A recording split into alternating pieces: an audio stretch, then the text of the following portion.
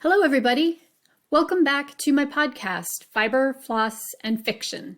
This is Anne, and today is August 31st, 2022. And I am coming to you today with more podcast about my handicrafts, a short life update probably, and what I've been reading for the last couple of weeks. So I hope you are all doing well and enjoying our transition from summer into fall if you're here in the Northern Hemisphere. We had a couple of nice kind of cooler, windier, brisk fall feeling type mornings here. But now it's warmed back up again. So I think we're going to have more like summer temperatures the next week to 10 days. But it is definitely cooler in the mornings, and it kind of has that feel on the air that there's a change coming, which is one of the things I love best about the fall season and the change into that quieter time of the year. So today, kind of our normal podcast format. So grab yourself a beverage, maybe something to craft on if you're interested in keeping your hands busy, and let's get started. So I've been working on a bunch of different knitting things, kind of getting some things cleared off my needles to get ready for a bunch of fall knit-alongs, things I'm doing this fall. One of the things that has been fun, since I'm not really doing my business anymore and I'm not attached to like a production schedule, is I kind of just knit stuff that I want to knit, which is really awesome. So let's talk about some of the things that I have gotten finished up the last couple of weeks. And then I'm going to talk about my mini whip pile, which is very mini, and then plans that'll kind of be kicking off starting tomorrow. The first finished object that I have I guess it is a pair. It is this pair of altitude socks. And if you caught up with me on my last podcast, you know that I have decided I'm going to knit 26 pairs of socks, one for each letter of the alphabet. And so this is A, is for altitude. The pattern is by Helen Stewart of Curious Handmade. I can't remember which of her sock societies it's from, but one of those collections, and you can find it on Ravelry. As always, I will link everything in the description box, patterns, yarn companies, book list things, all that good stuff, if you want to find out more. The yarn, which is super fun, is a speckle dye from Mama Jess Knits in the Summer Sock Camp 2022 kind of their exclusive colorway. So it's a white base with lots of dark brown, green, kind of this bright cobalt blue flecks. And the sock set came with a mini that is called Greener Grass. And so I use that for the cast on edge, and then this little mountain pattern and the contrast toes. I knit the size medium because that fits me really well with Helen's patterns. I did make one different thing for this, which is, if you look really closely, you'll see that this stripe section has like a bump, a purl bump on either side of it. And because I was working on autopilot without the pattern when I got working on the first one, I neglected to put it in this first one. So I just did that the same on both socks. So the pattern calls for this little purl ridge to be on both the top and the bottom, little pointed bits. And mine just have it on the bottom, which is not a big deal. So these are super fun if you are interested in doing something maybe a little bit more than just plain vanilla socks. These are a great one to start off with because this is very straightforward. It's just make a stitch and decrease a stitch. That's what makes the angled bit here. And then the rest is just your usual typical plain vanilla sock from here down. So this part goes really quickly. This part takes a little bit of concentration, but really not too much, and certainly not super difficult. So that is the first in my alphabet socks pairing. Very excited to have those done. And those are the final sock pair that I knit for the Crazy Sock Ladies Summer Sock Camp 2022 event. And it was a fun way to kind of close out that event, because it was one of the colorways that she had in her shop that commemorated the event. And the other pair of socks that I finished this month, you saw the beginnings of last podcast. And these are a pair of just basic plain vanilla 64 stitch circumference socks. The colorway is from Desert Vista Dyeworks. It's on her Viso Sock, and it's called Monkey Wrench. So I just cast on with a twisted rib, worked down the sock, and added in these contrast color heels that were just scrap yarn that I had, also sock yarn. So those are done. I think they are super fun, very bright, very cheerful. But that was, yeah, that was my second pair of finished socks for the month of August. Let's see, what else do I have finished? Hang on, let me go grab the other one because I just realized it's across the room. I'm obviously out of podcasting practice, but I also finished the shawl that I was working on. This is the Softly Spoken shawl. The pattern is by Janina Callio, who is Woolenberry. And this is just a basic rectangular shape, but it has some nice details on it, like this great little picot end that's on both the ends. And if you are somebody like me who loves minis, this pattern lets you utilize 5 different minis. So I used these tonal dyes, the gold, the light green, bittersweet, slate, and this dark green. And then it's interspersed with a main color, which I did not use the entire skein of the main color.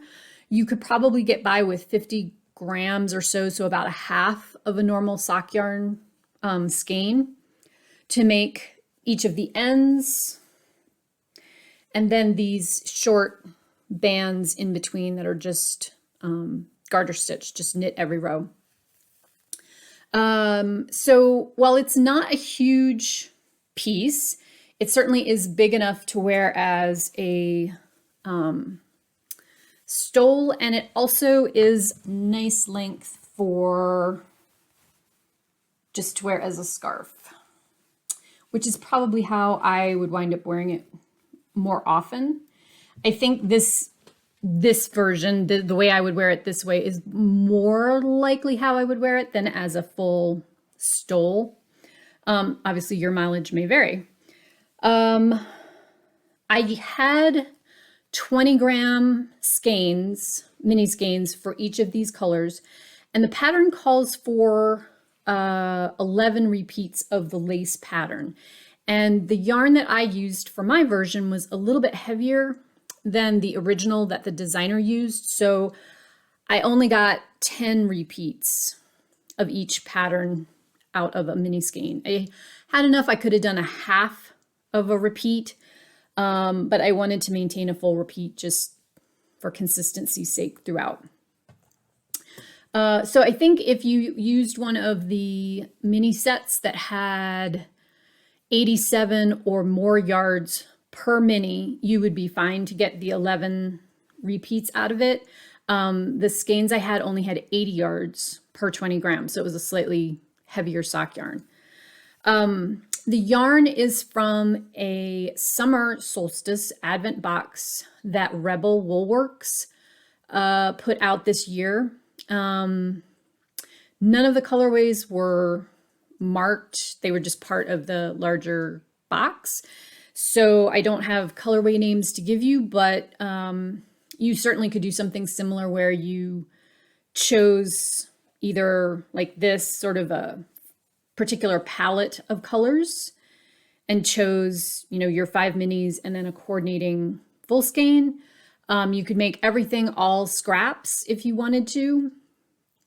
The original pattern actually has almost a gradient. So the ends are, I believe, white or off-white. And then it's 5 colors in like a light pink to a dark rose shade. That's really pretty.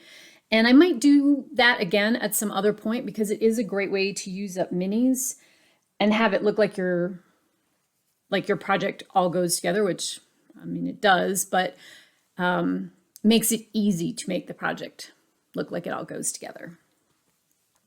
So total, this used about 675 yards, all give and take based on the weight. It is knit on a size 6 needle, so it is not, you know, super fine. And the lace pattern is written out. So if you don't like to follow charts, this is a good one. But it's also a pretty basic lace pattern and you repeat it over and over again. So pretty easy to learn, memorize, whatever you want to call it, the lace. And then you just do that alternating with these short little garter stitch bands. So, you know, really nice pattern to utilize up some smaller bits of yarn. I think it would be pretty as well if you just wanted to use like a main color and then maybe 1 mini to do the garter stitch stripes. That would make it very cohesive as well. So if you aren't somebody who likes minis or doesn't collect scraps or small bits and bobs of yarn, that might be another option that you could try and see if you enjoy that. Then my final finished thing is a skein of handspun. You might remember I was working on this one last time. This is from a superwash organic merino hand-dyed braid from Oceanwind Knits. This was the inspiration image that came with it. It was a club fiber from 2016 called Next Stop Everywhere. And I spun this up into a 2-ply fingering weight yarn. It has 446 yards in the final skein. Lots of cool colors in it. It did come out a little greener than I would have expected. Like I thought there'd be a lot more really dark color, like dark blues in it. I'm not mad at it. I think it's still a beautiful skein. And I spun this one as a fractal spin, which means that there's sections that let me back up. There's 4 ounces of fiber total. I took that and I divided it in half. 1/2 I split into lots of little skinny strips so that the color change would happen more frequently. And the other half I spun with longer color changes so that there's going to be places in the skein where you get the barber poling, which you can see there, where there's 2 very different colors plied together. And then there's sections of the skein where there's just more of a muted kind of almost solid or very tonal color happening. And I like how that knits up because it gives you sections of kind of heathery, speckledy parts and then parts that there's more of a solid color block to it where the colors have joined. So plenty here for a shawl. Even though it's superwash, I probably will not use it for socks because it is pretty soft. And I think it would be great in a 2-color shawl using maybe a really dark Doctor Who blue as a contrast color combined with this. So yeah, so that was my kind of August spin, if you will. Anything else? No. Let's move on to works in progress. So I don't have a lot on the needles right now because, like I said, I'm kind of prepping for fall knitting, getting ready to kick off September 1st. There's a bunch of things that I'm participating in or just fall projects that I want to start after the turn of September. However, I do have another pair of self-striping socks on the needles in progress. Let me grab the yarn. This is another Desert Vista Dyeworks colorway on her Viso base. The inspiration for this is Puffins, the seabird. So it's actually very like fall candy corn looking to me. It's got orange, black, gold, and white in it. And I am knitting up. I decided I wanted to do something a little bit different than just the plain vanilla socks, like just plain striped socks, which are perfectly fine, but I have a fair amount of self-striping sock yarn, and I wanted to do something a little different with it. So I'm using a pattern by CC Allman called Espresso Macchiato socks. And they are fun because they basically let the sock yarn tell you where to put the pattern.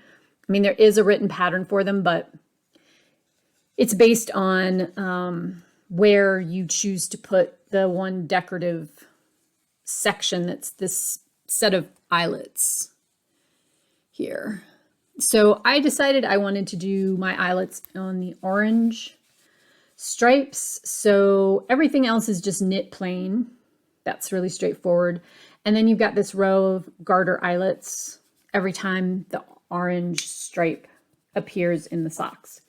So, you know, nothing crazy, just a little bit more fun than just going around and around and making a plain sock. And I thought they kind of looked like little pumpkins. So I thought that was, you know, fall themed. I am using something different for these socks, which is the needles. I decided I wanted to try the Addi Flexi Flips, and let me get my spare one here. So these are a little bit different than normal sock needles. They come 3 to a package, and they have a very short but very flexible cable here in the middle. And so when you're working on the sock, you are always working on 2 of the needles and then knitting onto the 3rd. So you have the front stitches and back stitches of the sock on the needles. And then when you work them, that bendy part in the middle folds so you can kind of manipulate the stitches a little bit better. The things that I like, oh, and I should say, so these are Addi needles. The one end is slightly different than the other. I don't know if you can see that on camera. The top one is a little bit pointed, more pointed than the bottom one. Not extremely so, just a little bit. I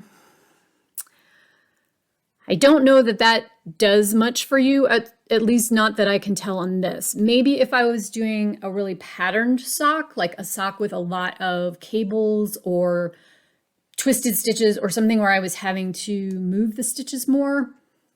For this, it kind of doesn't matter which end I knit onto. I do like the fact, and I do like Addi needles for this, that they, in my, how I knit, creates a very smooth, even fabric. And I really like that. It's great for socks. It's nice and firm. Gauge is spot on. No issues with that whatsoever. I really like that part about it. The thing I don't like about it is I really, really rarely, like, I can't remember the last time, get laddering at the point where you're switching from the front needle to the back needle. And I think you can just barely see that here. I think it will go away when I wash the socks for the first time, but it bugs me a little bit. And I think part of it is because the needles are short, right? When you go to start the new one, what I normally do if I'm working on a regular short needle, not a super short needle, is I move all my stitches to where the cable starts. I give the working yarn a little yank, and then when I start on the next needle, it kind of decreases the circumference of this stitch as you transition from this needle to this needle. And because these cables are so short, right, I'm actually transitioning off of the needle circumference to the next needle. And I think just that little extra bit of circumference is causing it to ladder. It's not the end of the world. I am going to, continue on and finish these socks on these needles so that gauge matches and everything matches. But I will reserve judgment on whether I love that or not going forward. They are fast to knit off of. I thought maybe because they were so short that they would make my hands cramp, but they don't. They're very comfortable. So I like that part of it too. But for me, I normally, when I knit socks, 9 times out of 10, I knit on like 12-inch or even 16-inch, 2 circular needles. And that seems to work just as fast for me. And honestly, I don't have any issues with gauge that way either. So we'll see. I'm leaving the jury out on this one, but I will report back when I finish the next sock, when I have the pair finished, which should happen in September, as to kind of my final thoughts on it. They are a little bit pricey. The set of 3, depending on where you get them, I've seen them anywhere from like $22 to $28, kind of somewhere in the middle there. And they are harder to get. So, if you are an avid sock knitter and you knit a ton of socks, maybe they're something you'd want to try and see if you like them, see if they, improve your knitting experience. If you're just starting out, I think I would maybe try other variations on your needles before you spent the money on these, because you can usually get 2 pairs of regular needles for about half that price. So anyway, these will be done, I hope, in September, but you'll probably see them, depending on how much I get done, either in process or somewhere in that continuum next time we talk. I also have,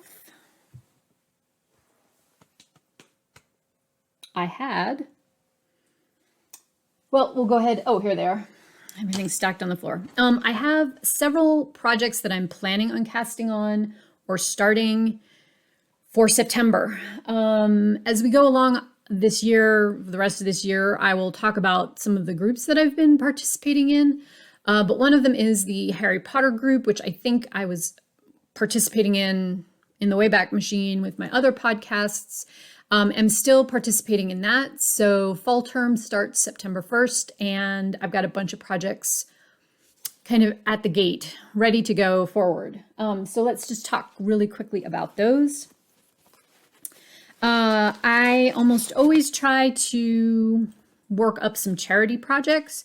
And the first one that I'm going to be looking at this year is called the Stars Hollow Hat. Stars Hollow Hat. The designer is Vanessa Smith. And here is a photo of it. Just a basic DK hat, but it has these pretty slip stitch stars on it that I really like, and I think will make a very good basic warm hat. And it's a single skein project. Let's say that, which is always good. So for that, I have caked up a skein of my handspun. One of the things that I'm trying to do, and I will probably at the end of the year, I will do more of like a year summary kind of thing, talking about plans for 2023. But one of the good things, bad things about owning a yarn business was that I had a lot of yarn to use because I could dye my own. But that also meant that a lot of times I wasn't using anything I had in stash, or if I was working on a design project for something, they sent me the yarn, so I wasn't using my yarn or I wasn't using my stash yarn. So I really have quite a generous stash, and I'm not necessarily freaked out about it, but I do want to be mindful about what things go into stash. If there's something I, really want to make with a certain yarn, that's fine. But I also want to work on getting the yarns that I have in my stash kind of into the light of day so that they have meaning and, are useful. And one of those things is my handspun. I donated a huge amount of handspun, like several large bags, to a local craft co-op, just thinking I'm never going to get to them. And so as I am spinning things, I'm trying to earmark projects for the finished skeins and try to at least pull out one project a quarter, if not one a month, to make out of my handspun. So this handspun is a blue-faced Leicester 2-ply DK. It is in the colorway Eowyn, which was obviously a Lord of the Rings themed colorway. Dyed, the original roving was dyed by Funky Carolina, who is no longer in business, hasn't been for years. And yeah, so lots of kind of dark taupe, a little bit of dark rose and some lighter roses, and then some pale cream in that, that I think will be really pretty in that hat. So that'll go on the needles probably tomorrow. And that will be one of the first things, hopefully, I finish up in September. Let's see. I also have a small shawl project. I do not have a photo of it, but I will attempt to insert a picture here somewhere.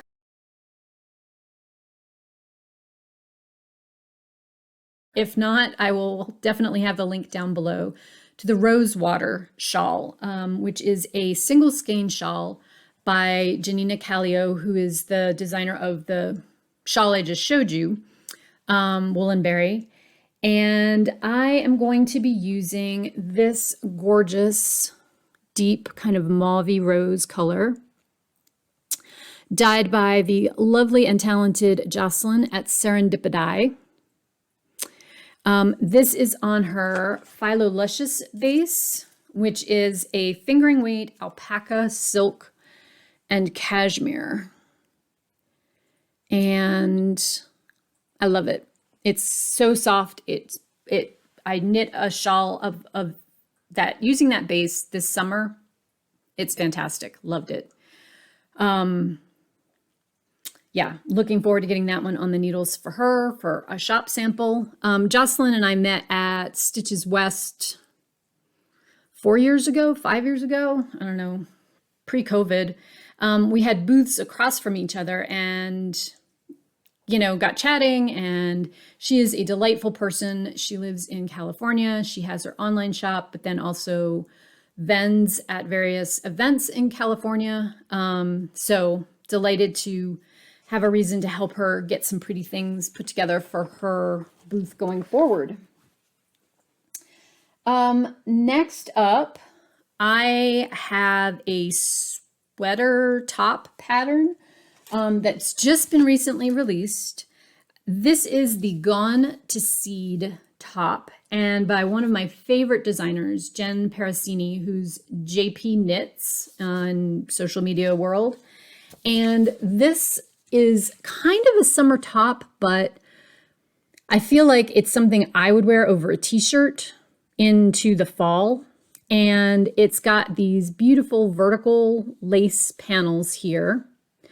And I think you can see on the front, it's also got this great lace pattern kind of across the back shoulder, and a super interesting construction. This is not like it's not, when you read the pattern, you will think, I've never seen anything built like that before. It's much more tailor made, like a garment a tailor would made, as opposed to how most knitwear is constructed.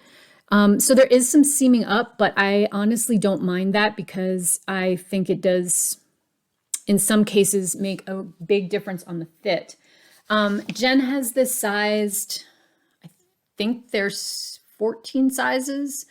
And she also has customization instructions for bust darts and length and all this other good stuff. So this is also going on the needles in the very short time frame. I am using the yarn called for in the pattern. It's a 2-skein project, and I am using the Fiber Company's Meadow. And it is a, let me make sure I get the blend right, 40% wool, merino wool, 25% llama, 20% silk, and 15% linen blend. And this is the color Pokeweed. And it is a gorgeous kind of black currant. I mean, it's the color of things dyed with pokeweed, so it is pokeweed color for sure. But you can see it's got just amazing depth to it, where the linen has kind of a off color, like undyed effect within the yarn. It is so super soft, just next to skin, beautiful feel to it. So I feel like it is something that I could utilize in warmer months with just like a t-shirt or tank top under it. But I could also wear it with a long sleeve shirt of some kind in the fall. And since almost all of my work time is online these days, I honestly only need decent clothes from the armpits up. So I feel like that with the lace detail would be just, a really nice addition to have to my wardrobe, and something that you could wear a lot of different months depending on what you wore with it. So, so that is in the planning stage. And then my final thing to share with you is my spinning project for September, possibly into October, depending on how long it takes me to get through this. And this is, I actually have 2 gradient packs. They're the same color, which is Moon River. And it is 25% Corriedale wool, 25% thin, 37.5% merino, and 12.5% mulberry silk. It is from Hilltop Cloud. They are a UK company. And these packs are gradient packs. So you can see it's light to dark. It's a whole bunch of like grays and dark purples and reds. And so it's 140 grams in each. So this is just under, it's between 10 and 11 ounces total. So almost 2.5 regular, like 100-gram skein kind of things. I'm going to just spin them together. I'll probably break it up where I do like the first third and do like 3 separate skeins, where I've got the lightest fading into mid-range, mid-range fading into a little darker, and then darker fading into the darkest color.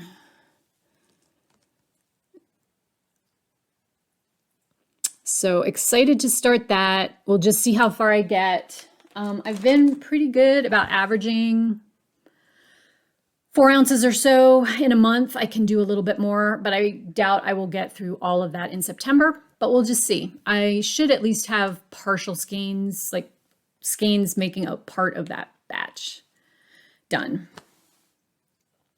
in the month. Sorry, qualify that. I think that's it for knitting. That was a lot. Yeah, next time we will talk about some of the other events. There's an event that I'm participating in that will start in October. And then, oh, I should mention, Blaine Fleece and Fiber, longtime friend Jen online, is hosting an Autumn in the Shire craft along. I will link to her Ravelry group below if you want to join. It's all Lord of the Rings themed, and that is very loosely themed. Projects that she's going to be running for, I believe it's 3 months. But if you're interested, you can check out the details on that one below. And I think that's going to do us for knitting. So on to books.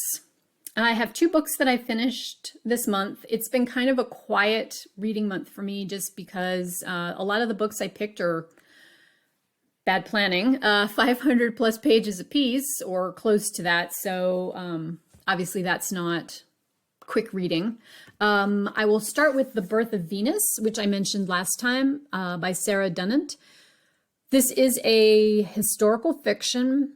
It is set in 15th century Florence, so during the Renaissance, and it follows this young woman who is born into a well-to-do family. Her father is a cloth merchant, and she, Alessandra, wants to be an artist, which is not something that a nice girl of middle class birth does. You get married and you go off and have babies and you become a mom and a wife, and that's your life.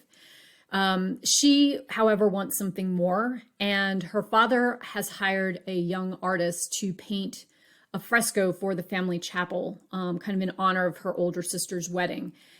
And Alessandra becomes engaged with him. She wants him to teach her more about art. She wants to find out about the world around her. And in the midst of all of this sort of longing and growing up, she gets an offer of marriage from an older man who knows her brother. They run in the same social circles.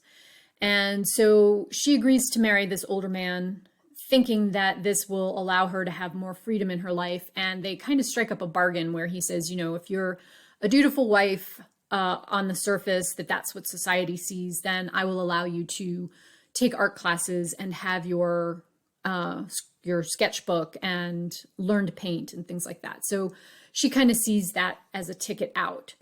But just around the time that they get married is also the time that the monk Savonarola begins in earnest preaching sort of the hellfire and damnation. And, you know, Florence is a town of sinners, and all of this idolatry and artwork is a mark of the devil, not a mark of God. And everybody should be much more simple and simplistic and devote their lives to God and the church.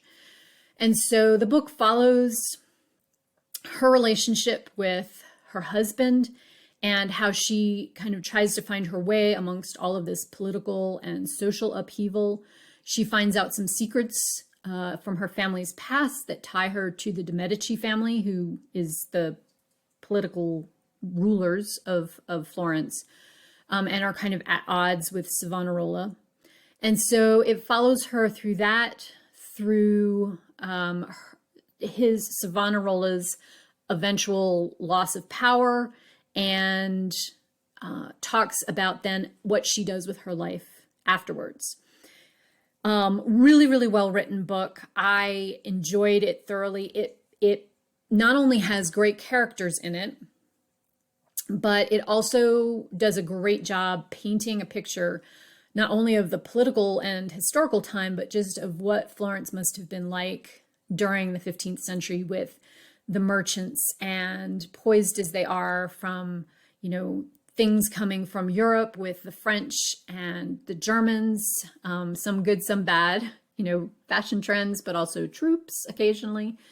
And then things coming out of the trade routes from Turkey and the Orient, and how they're at that crossroads. And the author does such a great job weaving all of that together so that you don't feel like you're getting a history lesson, but you're getting a history lesson. So strong recommendation for this book.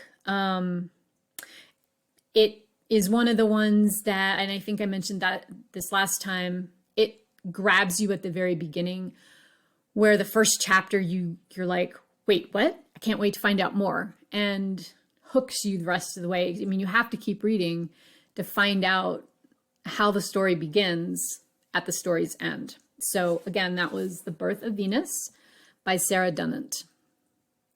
My husband for Christmas last year got me a subscription to a book of the month club called Page One Books. And I don't know how they do it, but every single month they send a book that is based on like my Goodreads likes. I don't even know, but they have sent me, every book they have sent me has been very good. It's been well written. It's been interesting. It's been one that I would have picked up on my own. So this was one of them, and definitely in that same vein.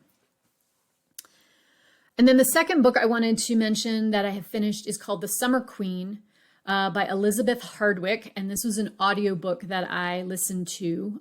This is also an historical fiction. And this one follows the history of Eleanor of Aquitaine in the first third, basically, of her life up until her late 20s. And so it traces her very early teens, where she becomes the Duchess of Aquitaine. She inherits the Aquitaine fortune and land and everything associated with that, to where she becomes the wife of the King of France, of Louis, King of France. They have 2 daughters during this period, and then they also go on crusade during this period. And then their return back to France, where they eventually have their marriage annulled. Louis desperately wants a son and has not had one with Eleanor, and she desperately wants to be free of him. And so the very end of the book follows her marriage to Henry of Anjou, who becomes Henry II of England, and their marriage and their firstborn child. The book ends, this is the first book in a trilogy. The book ends with her and Henry leaving for England. He's just been notified that he's become king on the death of Stephen. And Henry had been made Stephen's heir, basically to prevent more bloodshed, more war, more battles. And so they are setting off to now be King and Queen of England as the next stage in her life. And so there are 2 more books in this, one of which talks about her time in England with Henry as queen, and then her time after Henry's death, because Eleanor lived to be 80, I think, 81. I mean, she lived a very long life for that, particularly for that time period. And her political attachments and all of that. So this book just is on kind of the first third of her life. Also super well researched. This book has loads and loads of detail in it. If you have any interest whatsoever in Eleanor of Aquitaine or French or British medieval history, there's tons of information in this. I think it was presented a little less elegantly. I really enjoyed the book, but there are some sections that I felt could have benefited from a bit of editing, particularly the time where she and Louis are getting ready to go on crusade, and he's not able to make any decisions and kind of just dithering along. Those dragged on a little bit for me. I understand they were trying to build his character and help you understand events that happen later that were also caused by him to be an indecisive ruler. But I think they could have shortened some of that part of the book. Really, again, great description of the society, the political implications of various things that were going on throughout both Europe as well as into Jerusalem, Damascus, Greece, all of that sort of Baltic Sea area that they go on crusade into, and how the politics of all of these different ruling families really had almost more control over what was going on the world political stage than the king himself. And also, I do think that the book does a good job of presenting as best we can from this distance the personalities of the different major players. So Henry of Anjou, definitely Eleanor, and then Louis of France himself, who were all very, very different people and certainly approached life from completely different points of view. So another one that I enjoyed, I would also recommend, maybe not quite as highly as The Birth of Venus, but also like a very solid upper 3 to 4 star kind of read. And so I have 2 books on the go right now, which I will not get done here today in August, and will carry over to next month, which I will talk about once I've gotten finished. But just to mention them, they are V.E. Schwab's A Darker Shade of Magic, which I am listening to on audiobook, and like everything else that she has written, I am in love with. Yes, a very good kind of black magic fantasy. And then the other book is called The Curse of Billy the Kid by the author Tamsin Silver. And this was an interesting one because the department that I work in, we had a lot of open positions in the department to be filled, and have recently had some new hires. And one of them is this author. And so when she was introducing herself on our monthly meeting a couple of weeks ago, she mentioned that she wrote. So I, of course, emailed her and was like, tell me what you write. And so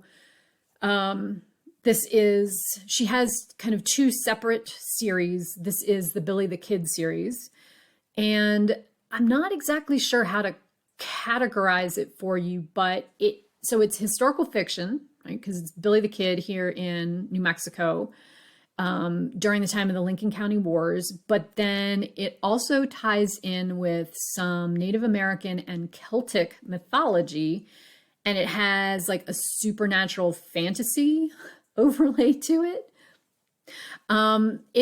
It's very whimsical in the sense that it doesn't really fit into a genre, and you're like, oh, that's interesting. Oh, that's an interesting tie-in there. So I'm maybe 65% through it, but I will have that one to report on again next month. Once I do get it completely finished. But a very interesting read, and it is the first in a series of 3 that she's written on Billy the Kid in that fantasy world. So, if you're interested at all in sort of Southwest history, Billy the Kid, Lincoln County, you might find it entertaining as well. So I will let you know more on those when I get them finished. And more books to come in September. I have a couple of buddy reads that I'm going to be doing, and a few books that I have kind of on my short list for one of the book challenges that I've been working through this year for different prompts. So I'll talk about more on those next month, and we'll move on to our final session. So let's talk about some cross stitch. I wanted to mention, if you are new to the podcast, and I guess I should say, hi, if you're new, welcome. If you're a returning viewer, welcome back. Yeah, could have put that at the beginning, but you all know that I am happy to have you here no matter what. So if you are new, I should mention that I am the co-administrator of a group on Facebook called Full Coverage Fanatics. And that is a group dedicated to full coverage cross stitch in any shape or form. Of course, I will link to the group below.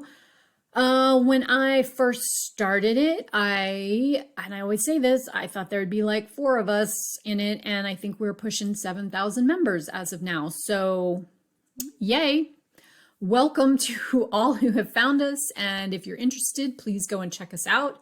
It's a great group if you're interested either in finding out more about full coverage cross stitch, or if you are like a diehard addict and just want to see what other people are working on. Beautiful, beautiful projects in there. I love going through the eye candy and looking at stuff. And so if you have been a member of that group, you will know that Labor Day weekend is kind of our traditional time to kick off next year's events. And the same thing will be happening this year. Please be patient as I attempt to create a gazillion events over that weekend. I can't promise that they will all happen like boom, boom, boom, all at one time, but just know that there will be a summary document that will cover everything that we have kind of on the table so far for 2023. If you like to plan, want to pick projects to fit into the prompts, you do not have to participate in any of these things. Even if you would like to be in the group, you can just be in the group to be in the group. There's no requirement to do any of the stitch alongs or challenges or anything like that. So next year, we're going to have the same kind of thing where we have a balance of counting events, meaning you count the number of stitches you do, and that's kind of your magic number, as well as things that are more themed. So the theme for a given month might be something where it asks you to go and find a project that has a certain subject in it or features something prominently, like let's say buildings. So you could work on projects that have a barn or a skyscraper or a church or a marina or a house or any of those things. So we will have a balance of both of those projects. You can pick and choose whichever and whatever you want. Like I said, nothing is required. If you just want to join, that's totally groovy too. We are going to have one focus on a finish project challenge. So if you are somebody who is either close or wants to really concentrate on a project, we'll have a challenge to kind of help you stay motivated through that. We will have a set of monthly themed challenges. There's one whole theme for the entire year. You can do 1 month or 12, whatever you want to do. That's one of the ones where we'll tell you what you should be looking for in your project, and you pick a project that will work for that theme. There's no numbers, no counting minimum required. We're going to be bringing back the very popular By the Numbers challenge, which if you were with us a couple years ago, you will know basically challenges you to put a certain number of stitches into a project every single month. And we will have 4 different tiered levels that you can pick from. So you can stitch a little, you can stitch a lot, whatever makes you happy, but that one is a counting challenge. We will also have one that looks at supersized and minis. So more details on that over the weekend. We are going to have very few kind of standalone things. Kim, who is Spartan Stitcher on most of social media, who's my co-admin, she always runs the Tour de France challenge, which is in July. So for instance, we'll have that. And then the other thing that we will have that's not a full year for next year is going to be quarterly bingo cards. I know a lot of you really loved those and loved, having that as a challenge to do for a month. So there will be every 3, is that right? There will be 4 times a year. So March, and then every 3 months through the rest of the year, where you'll have a month to work on various prompts off of a bingo board to choose either, a bingo straight across, down, or diagonal, or to do the entire bingo board with a specific number of stitches and or prompts matched up across that. So we've run those type of events in the past. They've been super popular. I think they will be fun to do. They're a ton of work to put together. So we opted on discussion behind the scenes that we were just going to do them quarterly because that's a little bit more manageable. And we will not be kicking that off in January. The first one will start in March. So plenty of time to plan and plenty of time to get your projects together, switch your plans, decide you want to work on something else, whatever floats your boat. But that is all coming up over this next upcoming weekend, which is the 3rd and 4th of September. And so I will have events posted throughout the weekend. Feel free to check in if you're a group member, or please come and join us if you're not and you would like to see more about what we're doing. So that little bit of housekeeping for full coverage fanatics will bring me to talk about my project for the current time, which is not full coverage, but is still massive. This is my Desert Mandala chatelaine project. I have been working on it for quite a while. Last time we talked, I think I had this much done down here in the corner. It is all done above this on the scroll bars, except for the beading. The big beads have not yet gotten put on. So since we were here last time, I have worked across and I've completed the like Ghost Ranch cow skull triangle thing here. And I have started moving the border across. I'm not quite done all of the like diamond border, but I did get this outline added in, which was nice because I was able to bring this part of the border down, and I now know that everything joins up, which frankly, when you've been working on a project for, I think it's been 3.5 years, it is really nice to know that you are not having to rip everything out. So bring this in for a little bit of a close-up. I think you can see here there's a large floral crystal. So I have added that since I'm as far down this as I need to be. And then some metallics in the cow skull as well.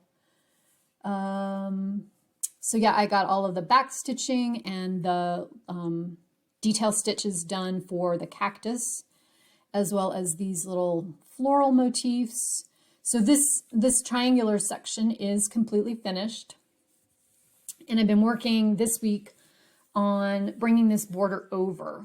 So what I'd like to do, if I can, by the time I talk to you guys next time, is get this all the way over to this corner and get the Coco Pelli motif, this little, I don't know, hexagonal corner input over here. So I have that placement, and then bring this down so I can make the corner and turn that way for this braided latigo type or snakeskin. I'm not sure which it's supposed to be, this section. I did also start blocking in the landscape right here. But you know, doing the plain 310 lines is not super exciting. So I do that in little bits and bobs, and then I work on the border some more. So for this, I feel like I have kind of 3 sections left to finish, right? So I have this part right here, which is a landscape. I have this right here, which is the other nature corner that will look like this, but it will have a roadrunner in it. And then I have the remainder of the border. You can't really see it. Can't really see it here because it's tucked up under there, but this border starts just as it curls under there. So I have this section to bring down that will match here as well. So I feel like I have like border, nature corner, landscape.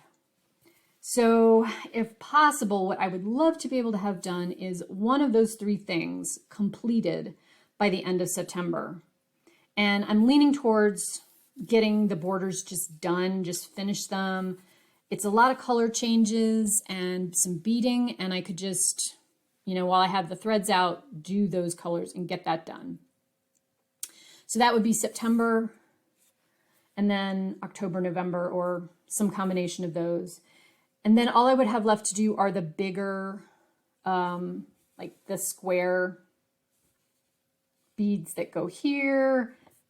Obviously I don't know if you can see those there or not. You can kind of see them glint. But there's some bigger beads there that I'll finish at the same time, and then work up to finish anything else that's these larger crystal type beads that I haven't done yet, which shouldn't take me all of December, but my goal is to have this one done in the month of, no later than the month of December, and have it finished in 2022. And then move on to other stuff in 2023. So that's my goal. I'm going to try for it. We'll see. Sometimes I get stitching time, sometimes I don't. I just never know. So this week, I am here by myself. My husband's on business travel, so I'm trying to kind of make hay while the sun shines at night and just work on that. But then we'll see, you know, over the long weekend and into September how we go. But you will see it again when I check in next time, which will probably be sometime middle of the month. Not sure, again, specific days. Today just worked out. I was able to take a late lunch and do my recording during my lunch break. So I'm going to get everything edited together and kind of post-production, and you guys should see this soon. If you stuck with me through all of this, thank you so much for joining me as always. I really enjoy spending time with you all, and thank you so much for all of the very kind comments on my last, you know, I'm back video, kind of return to the world of podcasting. I am going to try about-ish every 2 weeks, and we'll see how that schedule goes. Sometimes, you know, life gets in the way. You just can't necessarily get this kind of stuff done, but I am going to give it a go. And yeah, so thank you for tuning back in. I hope you all have a great Labor Day if you're here in the US, and if not, just a really wonderful weekend in your corner of the world. And I will check in with you guys a little bit closer to the actual fall. So take care, everyone. Thanks for watching. Bye-bye.